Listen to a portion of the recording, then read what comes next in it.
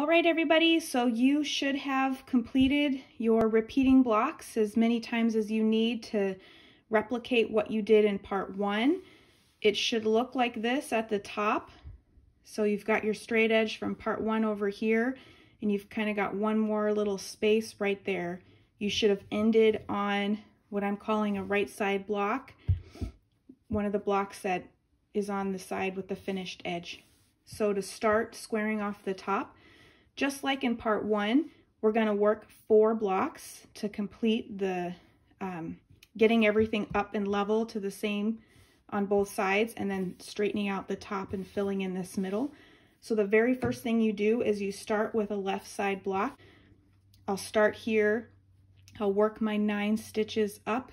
I'll make my 3 floating increases. I'll come down for 12 and join. So just like we were doing before when we were squaring off the top, once we get the 2 sides level, it's just a matter of crocheting up one less time, slip stitching to the block beside it, doing the chain 3 decrease, and coming back down.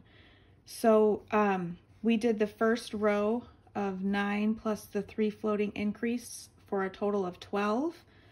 You work back down 12. So then you work up 11, slip stitch to the block beside it, work down 11, and then come up 10 and back down 10. And so I have completed my first squaring off block on the left hand side, and you should be able to see I did my 3 floating increases and came back down, and then I just kept my edge straight going forward. So the next thing to do would be for me to turn my work over and start working a block on this side. And it'll be just like we did in part 1. You'll get up to the top and you'll slip stitch here and then come back down, and you'll just kind of keep working one less C to C stitch every time you go up to maintain that straight edge. So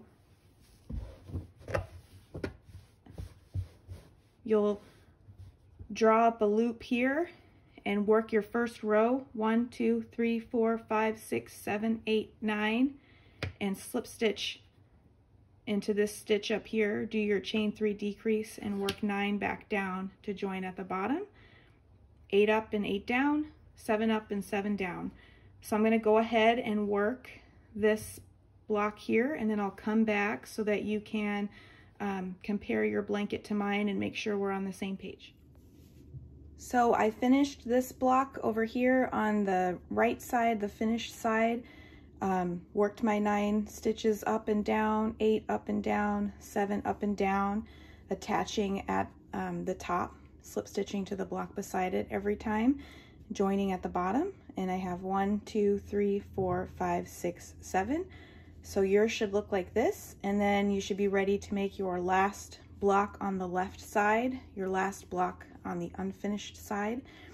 You'll draw up a new color here and work 6 stitches up, 1, 2, 3, 4, 5, 6, slip stitch at the top, chain 3 to decrease and work 6 down and join at the bottom.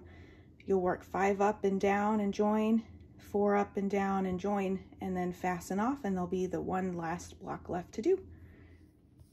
Okay, so your blanket should look like this now that you've finished this last left side block going towards the unfinished side of your blanket. You have one more left remaining to do. You'll draw up a loop here, and you just have 1, 2, 3 stitches to make, slip stitch, do your chain 3 decrease and come down and join, work up for 2 and then down, and work up for 1 and down, and then you will be completely finished with this panel. Okay, everybody, I'm not quite finished with my last block, but I thought I would just come back on for a moment just because this last little bit can be a little tricky to look at. I attached my new color and I worked up 3. I came down 3 and joined, and then I worked up 2, I came down 2 and joined, and it looks like this. And you just need to remember, it gets tricky because you work up the one and you slip stitch to join, and then you immediately join into this one. So it just, if you get to the top, I know I got to the top and felt confused for a second. So if you get to the top and you feel a little confused, it's just such a short row. So I'm going to chain 3 so I can slip stitch back into my last space. And then I'm going to make my first row of 1 stitches, working up. So then it just kind of, it looks like this. I'm going to slip stitch to connect it to the top, do my chain 3 to decrease, turn to my work, and then I'm going to slip stitch to start my last stitch, and I have to join while I make it.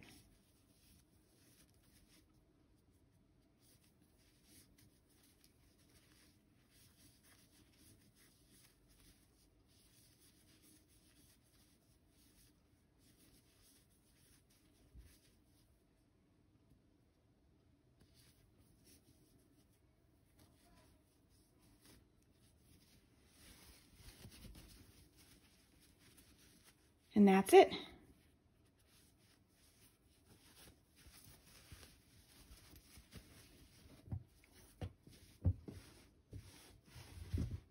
So you closed off the middle, and now this is where if you wanted to make an even bigger blanket, you could go ahead and just repeat this entire section that you just did. You could do it again, 1 or 2 or even 3. Some people have made some really big blankets more times, just depending on the size that you would like. So you could just go back to these part 2 videos, and hopefully you can kind of see that it sort of looks the same down here as it did when you finished part 1. You'd make another odd shape, another one of these blocks coming off to the side, and then start the part 2 videos, and we would make these 2 little blocks here and just continue on like we did. And if you are satisfied with the way your blanket looks now, you can go ahead and head over to part 3.